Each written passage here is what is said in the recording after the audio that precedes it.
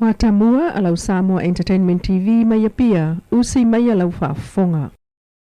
Ua toe whaafo i atu i tanu malala i lalo le vainga leo ia Joseph Lafaele ma Williamu Tuinga Mala.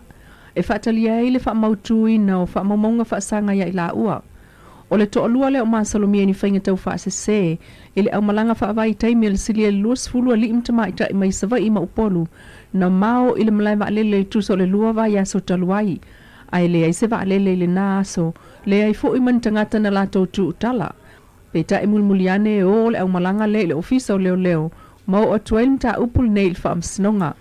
Watili taliton wina le au malanga le neye o na o ina sa fai fo i le lato ainga wha ma vai loto pa i le pole songa fua ai aso lua wha pea e o ai. O tu penaru le whainga tus folau li pote le falmai ma leo e le itoe mawane. Peta il whaamsinonga i le so. Watu el whaamsino Justice Roma il masina 4 Novema e toe fo ia neaile to lua lea mo le whaawa wina o le mta upu. Mai lava le whaamsinonga sa na o le ioe lava le talia le li talavou yona molianga ta lepe fale a o tō laulau atu iai el whaamsinonga. O le li ile sa no fo tau fia ili falpuipui tānu malala whaatasi ai maisi pāngo tae masani no e whainga o ngā motau sami. Peitai, o le taimina la ngā ai whaapusa o leo Samoa mua o se tema, ai so lai i tua i le tae o whaila na osa whainga, ma toi fo i atu i tutonu o le loto a muli ane i le aso lava lea. Na iyo e ina e wa aipa napalo na ulu whale atu il mauto se whaifi au i vaitele, na ia o ina fo ilo na aveo le tama i whana i to ainga o le lua, ma le mea wa ai o le whana. Na ia iyo e ina fo ilo na alu ma le tama i whana le mauto leisi fo i ainga. Ma toi whaafo ia tuaila na sunga le il whalpuipui tānu malala i whaataliai i a tau manga o lana mta upu i luma le fionga Justice Roma i le masina fau. E le tasi pe lua tangata nu u New Zealand lea o lopoloka i Samoa nei ona tula fono puipui ngā o le COVID ma avanoa o vaalele toi fo iai.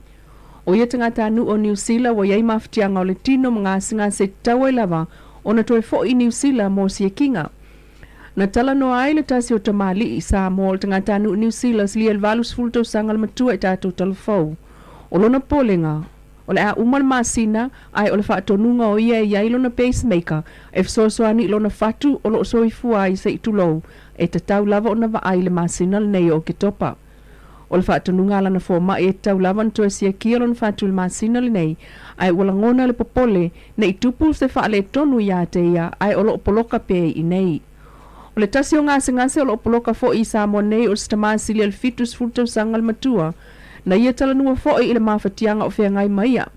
O lo o New Zealand umalo na ainga ai ua tatau lava na toe fo i moona tonga fitinga ua whaisina tuai. Sa uno le fionga le pālemia le vai aso tuluai le fionga fia mena o mimta afa le whaataluanga matustala. Wa amatai ne na malanga atu tangata Samoa i New Zealand ngalo nga whaavaitai mi lalo sa malienga ma New Zealand e le to no whaava aiai. Ai peta i o wha ngā solo pēa whaatalanoanga male malo o New Zealand, whaatatau i tangata nu New Zealand lea olo o i Samoa e toi fia foi. O le tulilo ina ma ia sila fia e le minista, malana sui minista ta tianga o iei nei ofisa o le malo. O i lalo o alato vava inga, leisi le por kalame o wha ngā solo pēa e minista ta itasi o kabineta. Befo e masi atuai le fiu minista o leo leo whalpuipui nei vai aso, ai ole au nanga o whalawalawe tupu whaafo se imatine mu le fesa. Le fionga whawalo le fau Harry Schuster, ma le fionga whepulea i whaasavalu. Le asia singa na awhea i le bainga o le Samoa Transnational Crime Unit, ma le Pasifika o lo o iei le ilunga o le mauta o le malo i le fau. Ma whaasolo tua i le ofisa o le bainga o leo ngā tai whale i matautu. So o tuai malpulenga o ta vale afi whangalii. Matu sa o tuai le vaenga o iai ia le fesa i le malai maalele i ti avea.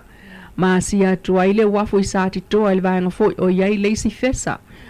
Ma nga ia tuloa i le ofisa o leo i lalo manu ma le vaenga le ofisa fui mu le na fo i tu o le tunu. Mataliwa ne ai i le tu i saute o le motu mo le ofisa o leo i poutasi i fale alili.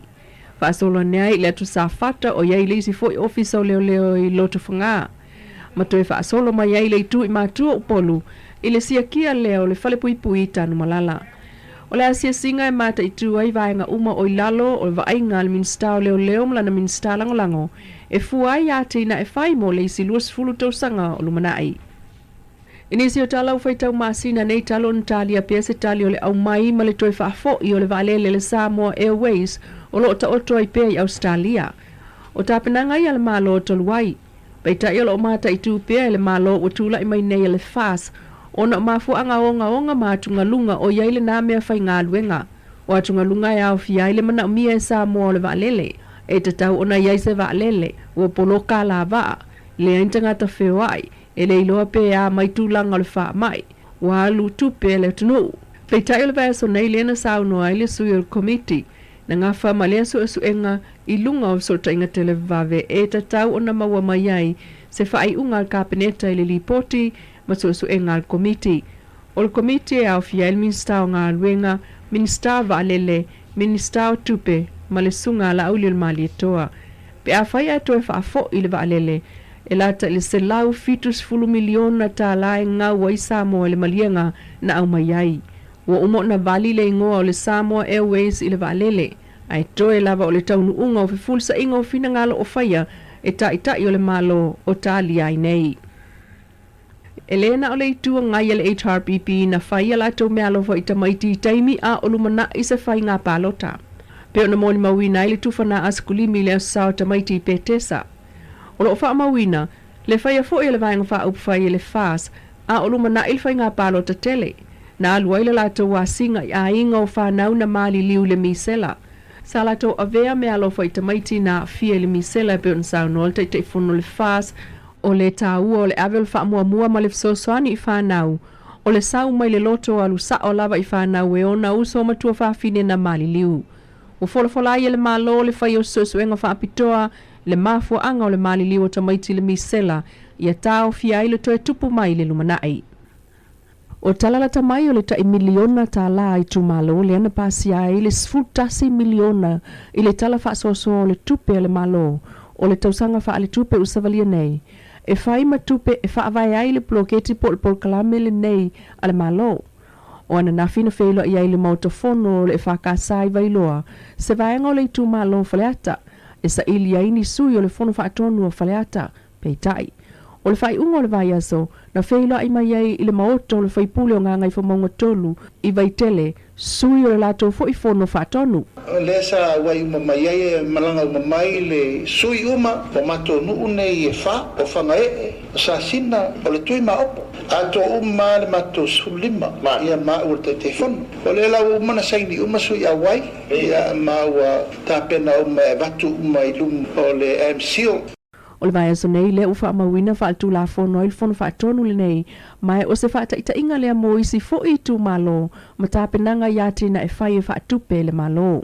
Ia ona whaatulanga i lola i o le atoanga o le tāpenanga atoa. Ua aloa ia le fono whaatonu. Nanga i whamunga numeri tō ia ua le poloketi o le tasi miliona Tala. Ua leo tatia le mele na pasia ni le palemene e lua se la wafe. Ta mata i loa watu ofisa. Ia ia inga i lalo le tanga luenga tinamata maita. Namsaro la to tonu le si lua vai aso. Ia ua ngā palmatonga luenga le matulanga uma le mea la whai le whale.